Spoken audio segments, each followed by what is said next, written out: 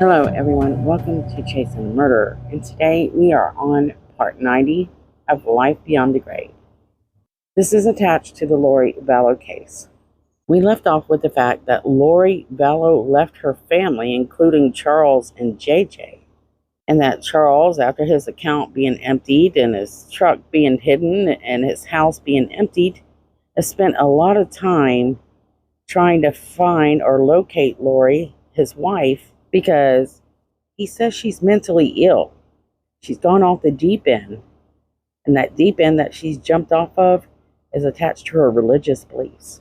Preparing the People has really organized a huge following that is catching on like wildfire, telling people that the end days are approaching. And Lori, seeing all this, well, she has become a godly being. She says she is translated and won't need to use the bathroom, eat, sleep, experience pain or sorrow.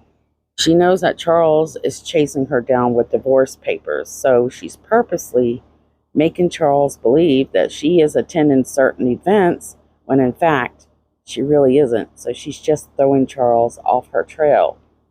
Charles being upset, he did file for divorce, and he spends a lot of his time trying to get those papers to her, but it's not working. Remember, Melanie said that she asked Lori, why don't they just get a divorce? Well, according to them, God told them that a divorce was not allowed. Well, Lori has actually led Charles to look for her at certain places that she isn't, while she's attending other events attached to Chad Daybell, Melanie Gibb, and Preparing the People. One of those events in February of 2019, around the 15th to 16th, in Boise, Idaho. It seems that Lori and Chad are hooking up wherever they're meeting. This is okay because they've been married spiritually, and they have been married in past lives. Poor Tammy Daybell and her children, they really trusted that Chad was a true, honest, loyal father and husband, but he isn't. He has 2 wives. Lori has 2 husbands. Now, let me tell you, this Preparing the People conference in Boise, Idaho draws in a decent amount of people.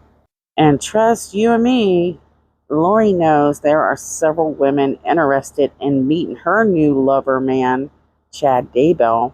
Why? Because he's such a visionary individual / man. And you can tell by, if you look at the pictures, which I've shared one here, of Lori attending these events, watching Chad speak, she is so obsessed and enthralled in this guy. And he has messages of end time events.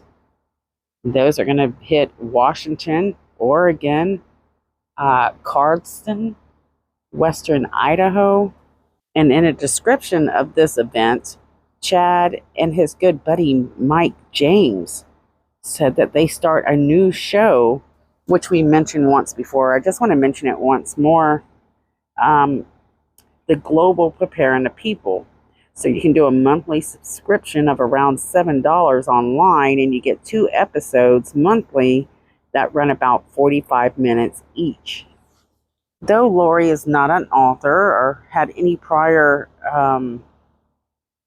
at least experience sharing her visions, is now coming out as a visionary and hooking up with several of these people to do these podcasts. And these podcasts aren't the only thing that she's getting into around this time. It's also prayers and casting. She's adopting weapons in her prayers. These weapons are being used to cast out demons or spirits, especially for her husband Charles, who has been possessed. Eventually, we will learn that these prayers will actually evolve to cause harm or pain or sickness, or even banish living people surrounding them or spirits. They are adopting the energy healing, claiming that this is part of the LDS. They will abuse all teachings and morph them into the idea that works for them and attach it to God. And so here's where I think they're kind of practicing witchcraft in some ways, because they're using these things to torture family members, spirits, loved ones. While Charles is aware of some of these crazy ideas that Lori has, he doesn't know exactly how bad it really is. But even so, he still has this strong thought that he has no doubt in his mind that his own wife will take his life. So, Valentine, it has approached. It's about to pass by. Lori has no interest in her husband Charles, and Chad has no interest in his wife Tammy. Both are obsessed with wanting to be with one another. Here's something that's quite interesting, and I'm thinking this must have happened while she was in Hawaii trying to hide from her husband. Lori was supposed to appear in one of the podcasts hosted by Jason Mao. I think it's podcast 11, Time to Warrior Up, titled Sweet Surrenders. Melanie Gibb takes part in this, and this is dedicated to Jesus Christ. Also in the details, they mention the fact that Lori wasn't going to be there, that she was grounded and in conviction this week. She was out on assignment. So what would that mean? Was she out on assignment to recruit April Raymond? Now, I'm not certain if I might have got this wrong, but we'll mention it and just let me know if I'm wrong or not, those of you that might know. I'm actually having some of my old notes that this is actually when Melanie Gibb has one of her first attendance at the Preparing the People conference as a speaker. And her book had actually come out published again on Amazon. The book title is Feeling the Fire. A lot of people feel as if she was there just to promote this book. A lot of these people were pushing promotions. What does Melanie Gibb talk about? Well, a lot of it is how she come closer to Jesus Christ and things with dealing with family, abuse, and just life's challenges and God. Lori insists that her husband Charles is the one cheating on her. It's all him that's causing all these problems. You guys remember Melenie Boudreaux, who is married to Brandon Boudreaux. Melenie Boudreaux is Lori Vallow's niece. She gives her version of what's happening around this time in her interview later. And just remember to take this with a grain of salt, because I have found her, in my opinion, to be a bigger liar than any of them. This broke my heart after knowing her past with her mother. The thing her father was scared of the most, well, she was getting into the heat of it and with the leader of the ring. She said, though they were told not to talk to Charles somehow ended up at their house and was actually showing them documents that he found about these teachings and what she was getting into. Melanie mentioned that things went fast as this divorce started to happen. It happened quick. According to Melanie, she says Lori had found a lot of women on his computer and a lot of purchases of stuff that he had been purchasing through Hollywood Hobbies or something. Melanie says Lori's upset, obviously. She mentions how Charles is on the road all the time. This is how his career works, and that Brandon is doing something similar to Charles. And when Lori found all these things, she confronted Charles with everything and asked him about it. So you got to think, whatever Melanie and Lori say, you think the opposite. It's happening. Charles is the one asking Lori questions. Charles is the one that's suspecting Lori's cheating. Melanie backed up the fact that Charles had never said anything ill about Lori. Not ever. and that he thought the world of her, worshiped her, basically. But as soon as Lori started asking questions, he just flipped. All right, guys, you know what to do here. It's opposite day. Melanie then said that Charles went over to Brandon and Melanie's home, where he proceeded to say that his wife, Lori, is crazy.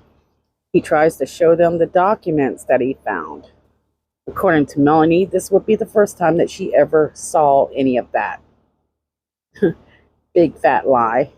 You got to remember, Melanie's attending a few of these Preparing a People conferences with Lori.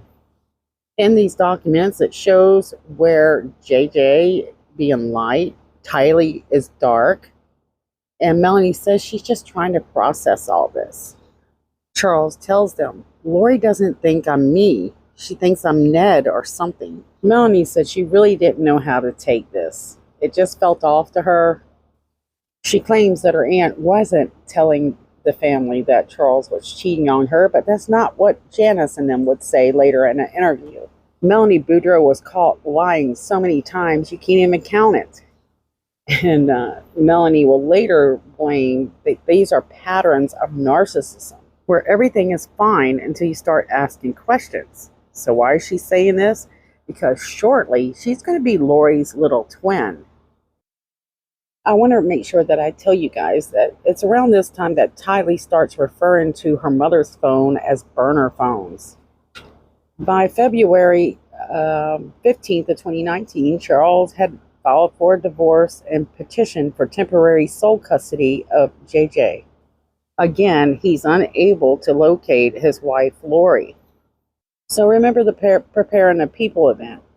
We hear that Lori Vallow, well, she's on assignment, so she's not able to join the podcast, but it's believed that she's at this event. And Chad Daybell actually shows up early, I think they say around February 10th, to this event. You gotta remember the event's the 15th and the 16th of February. At this point, Lori Vallow has been away from JJ for weeks. He asked where his mommy is. Hasn't seen her. He hasn't heard from her. It's really sad.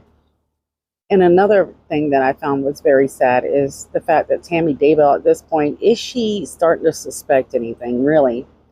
And what about Emma? Because Emma can't be dumb enough to fall for her dad's stuff. I have learned that she's been quite manipulative, similar to her father. You got to remember, she was seeing how her father worked because she was helping her father. She worked with Julie Rowe. In fact, she and Julie Rowe would oftentimes be trolls against people or their critics. So here she is. She's being taught to be a woman of God, yet not walk the godly line. At some point, I don't know if I share this or not, and like I said, it's very hard to tell this in order right now because it was so massive, I wasn't able to go back and redo the old notes. So during some point here, Charles heads over to Alex Cox's house, which is Lori Vallow's brother, where Tylee is staying at the time. According to a later interview by Alex Cox, he will claim that Charles comes over to threaten Tylee and Alex, which is most likely a complete lie. What we hear is he goes over there and they wait in order to get divorce papers served to Lori. Yeah, we did go over this. And, well, guess what? He's not able to do it. But the fact that you see Alex Cox capable of lying like he does, I mean, that's just crazy. I mean, Charles is trying to get her temple recommend taken away. He's warning the bishop and ward leaders about his wife's mental concerns. He has talked to almost every family member and told them that he has, these concerns for her mental state. He's talked to authorities as well, claiming that she might be crazy. But never once was there anything that said that Charles was threatening them physically. But here's what's confusing for people that know Charles and Lori. Whenever they're getting along, Charles will worship and praise Lori and then pretend like everything that he just went through never happened. Then, when he goes through it again and he doesn't have control of the situation, it goes back to Lori's crazy. This is what probably really made it tough for people on the outside to figure out what was going on because they didn't know for certain. I mean, one minute Lori's crazy, one minute she's great. Meanwhile, Julie Rowe is really trying to get this nonprofit going. And I found a few of her replies online where she says, I'm in the business of human trafficking rescue. No details will be given. You either trust me or you don't. If you don't trust me, then don't donate. If you trust me and want to donate, great. I don't need your money. I have suppliers. I am giving people an opportunity to donate to a higher cause. So while this nonprofit she's really trying to get it started, she's also dealing with, the problem that she may be excommunicated, most likely because she has a few people that she knows behind it. Let's talk about allegorical ideas. So something Lori Vallow's dealing with. You know that Lori Vallow has been 100% Mormon her entire life. But now she's not wearing the undergarments. She doesn't believe in atonement through Christ only any longer. And worst of all, repent. You don't need to. For Chad and Lori, the allegorical lifestyles, well, that's their mission. What they make true or lawful in God's view for them, for their purpose. Portraying a lie as truth, and they believe that their ideas and fantasies are the one true way. Anyone that says otherwise, well, they're just Satan's angels trying to push them off the right path. For today, they are higher than the highest priesthood attached to the LDS, and they were given that authority from God himself. So as we get past Valentine's Day, Charles is continuously trying to serve Lori with divorce papers, trying to say, hey, look, I'm being serious. But Lori is always one step ahead. She even quits going to church. And all along, they're going to church every Sunday. To a point, and then she just stopped going after a while. After she felt that Charles was kind of chasing her with the papers to be signed for divorce, she kept running. And so I don't think she went to church. So she hadn't gone to church in a long time. And if she did go, it was very rare. So Lori isn't going to church. Instead, she's going to the temple because she believes she can bypass the higher authorities of the church. She believes that she is being translated into this godly being. And Charles is finding out that somebody's been messing with his life insurance. He's trying to change it over to his sister, Kay Woodcock, but he runs into a problem. Calls the insurance, and here is that audio that E. Nathan from East Idaho News shared with us. Why would this life insurance policy be so important to a woman that is getting divorced or separated? A life insurance policy isn't helpful unless the person passes away. So her interest in Charles' life insurance starts the day after Valentine's Day. At least they suspect this is Lori that is trying to take control of this life insurance. So listen to the audio.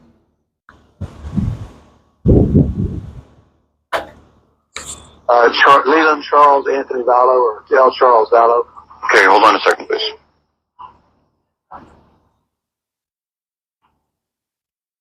Okay, verify your date of birth. Address. Your old address.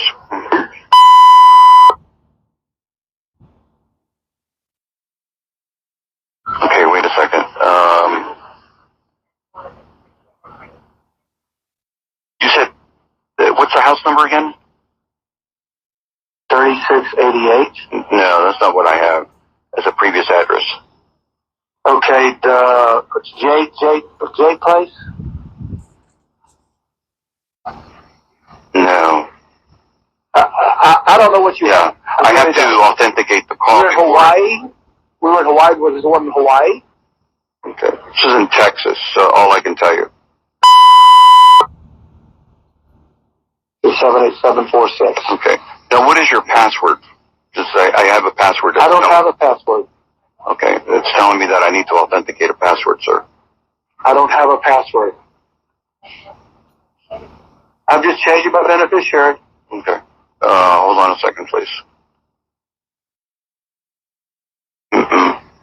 It says that somebody you put in a password here, sir. So I can't proceed without the password being confirmed. I have no idea.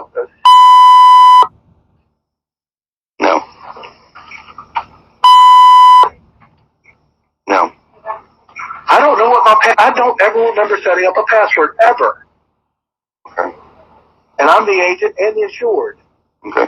Yeah, I would still need to verify that password no matter who you are, because we have to go ahead and... I don't have a password. How do I get a new password when I never set up one? Can you please tell me that? I know you're doing your job. This is just frustrating for me. I need to change the beneficiary. How do I do it when I don't have a password? I've never set up one. I don't know how else to do one. What do I do? All I need is my policy number. Okay. I can't send you anything until I actually get that verified. So you can't. So I can't do anything with my policy. I could die today. You would give anybody the money because I don't have a password. Well, no, that's not... Tell me what to do to get this done. Okay, hold on 1 second for me, okay? Thank you. Thanks. Your time. So this is the best I can do. And I'm sorry, because a lot of people are in a meeting. I was trying to get you to somebody. So I'm going to mail a beneficiary form out, okay? And then you'll get that. Is there anything else? Which address are you mailing it to? Well, we can't change anything right now because you know. You have 3300 BK Road, Suite 650. That's the address that we authenticated you partially with, right? Okay. And when did I set up a password? Well, that was recent. It looks like on my note here. I mean, how recent? It looks like 6 months, 2 years? 220. No, February 20th. Okay, somebody else has called on my account that's fraud. I don't know, sir. I mean, that's the thing is that I don't know. I do know. I haven't called in on this policy in a long time. Yeah, if you have concerns about that, then, you know, you need to supply some form of proof or something. But yeah, that's, you know, I'll be able to do that. But you can request that request in writing. My wife left me 30 days ago. She's taken a ton of my money. I don't know what she's doing on this account, but it's fraud. I'm the guy. I'm Charles Vallow. I'm the insured and the owner of the policy. Correct? And I need to know what to do right now today to change my beneficiary to my sister. So what you need to do, sir, is the following, okay? What I would recommend that you do is you send something in writing, letting us know in writing, and I'll give you a fax number or an email address, etc. You need to send something in writing and be as blatant as possible with your concerns, okay? I would be personal in saying that you feel like somebody is trying to take away your information and etc. And that you talk to me, my name's Kevin, and that I could not authenticate you or change your address because the password could not be changed. Now then what they'll do is they'll go back to the calls, okay, that were made recently. They'll go back to the calls that were made recently, and then they'll do an investigation on the trend to see if something like that was to happen. And will they let me know? Yeah, they'll let you know. You got to put your contact information in, etc., and then they'll let you know. Yes. I'll put my new address. I'll put my new phone number. Yeah. And email address. I'm not add the password. Email address. I'm not add the password or anything to my account. Somebody else has been messing with my account. Please discontinue any use and speak only with Charles Vallow or KF Kathleen, not the Woodcock, the owner and beneficiary. Or something like that? Yeah, right. And then you want to mention my name, that you spoke to Kevin and he could not authenticate me. What's your last name, Kevin? Dela Rosa, Delarosa. Could not authenticate password. I'm sorry? Okay, I'll put on there to Kevin. Yeah. Dela Rosa could not authenticate password. Yeah, password. That was listed on the account. And you're requesting to have an investigation done because you feel like somebody is trying, if somebody, you have to be personal. You have to say, I think you just used the word your ex-wife or your wife is trying to take away, and you say a brief synopsis that, she's I taking need to have an their money. investigation done. Yeah, because you fear your wife is trying to. Password was authorized in this account, and I did not do it. Yeah, but don't just leave it like that because, you just told me that it was your wife. If you feel like that's something personal, then you need to say that so that we can go ahead and put this under investigation and review. People will go back and call and review calls that were made before to see what happened. But let's just leave it like that in the air because... I'm going to email it. I'm going to fax it today, or can I email it? Yeah, I can give you an email or a fax. Give me an email.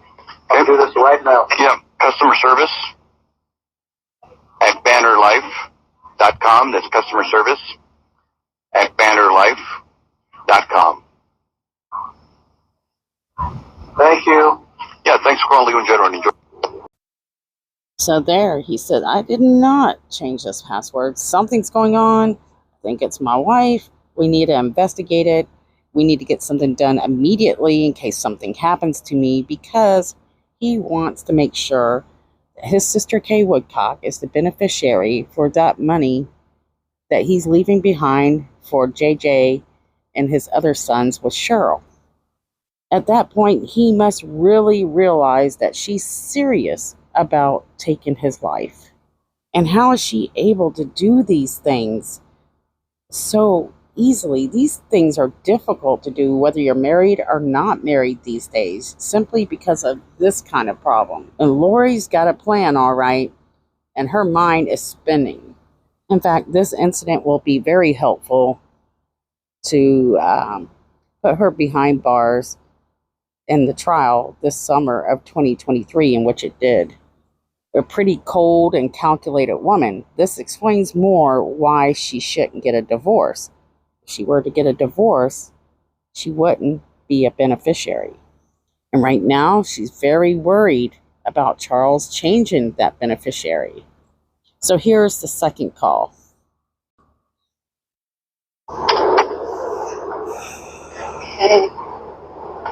Okay, so you're calling, whose social is that? It's mine, the owner, and the agent. Okay. Charles. Can I have your mailing address, please?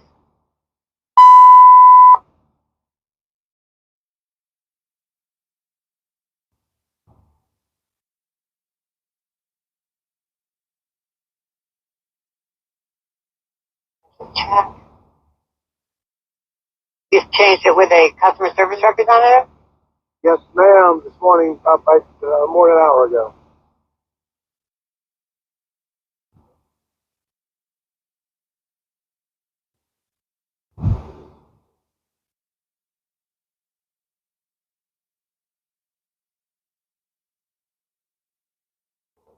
So did you change it as an agent or as a policy owner? I'm not seeing... Both.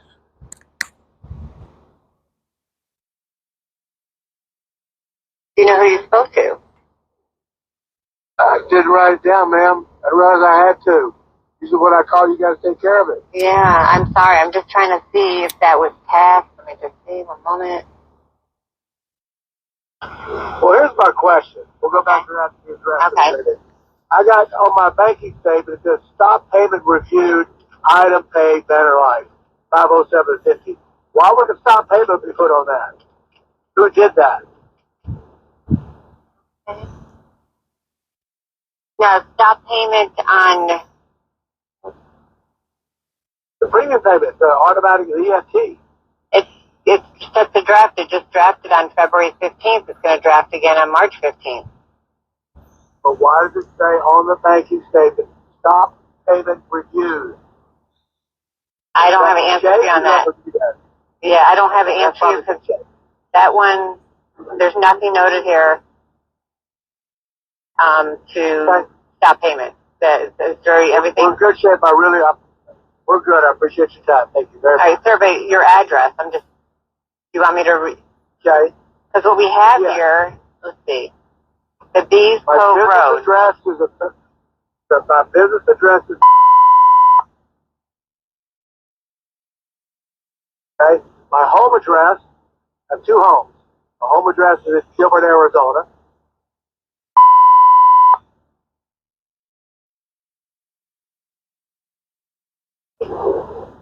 Okay, so all correspondence are going to go to the 3300 Bee Cove Road. If I change it, all yours as an agent will go to that address too. That's fine.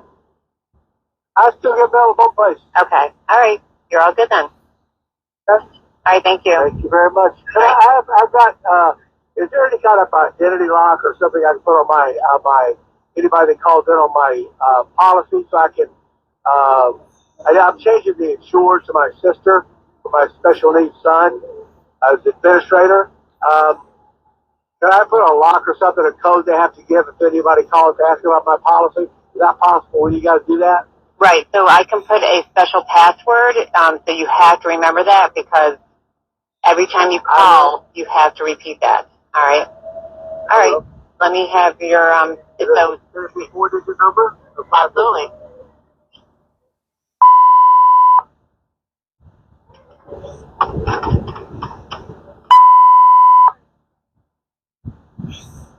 You give no information to anyone that doesn't have that password. Absolutely. That's what that's there for. So every time you call, Awesome. Thank you. Okay, you have a great day. Thank you. You can hear the frustration in his voice. You can also hear where that lady's like, oh my God, there's something more going on with this than I probably need to know. At this point, Charles, he's more worried about making sure she doesn't become beneficiary of this $1 million. And he's doing everything in his power to make sure that doesn't happen. But Lori's got a plan to always try to defeat Charles, too. And at this point, this is basically criminal. I don't understand why he doesn't actually push more criminal charges against Lori during this point. I really do believe that he has no intentions of divorcing her, no matter what she threatens him with. He loves her that much. But man, doesn't it take a lot of balls for Lori to so blatantly change the beneficiary illegally, mind you, so open as well. I mean, this isn't like she's trying to hide it at all. She's being sneaky, but she's not being too sneaky. I need you guys to share your thoughts below. Why do you think Lori Vallow wanted to change the beneficiary on this insurance policy? Does she know that Charles is going to change it to his sister? Does she think that he's going to die soon? And why would Charles continue to play this very awful game with this woman, chasing her down, trying to find her to deliver these divorce papers? Believe it or not, there's other routes to getting a divorce if you can't locate them. Regardless, Lori Vallow and Chad Daybell, they're cheating on their spouses, and their friends who are supposed to be of God or godly people see this happening. They see the things that they're doing and they know they're wrong. Do they really think God is going to see them as good people supporting Chad and Lori? Absolutely not.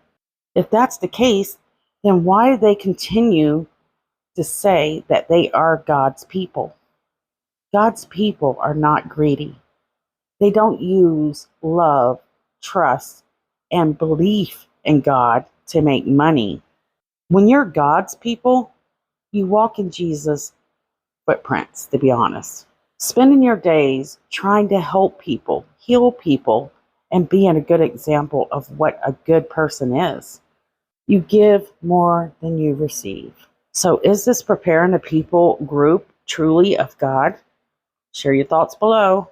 Thank you so much for watching. Don't forget to share, like, and subscribe. Thank you so much. I love you guys, and I'll see you guys soon.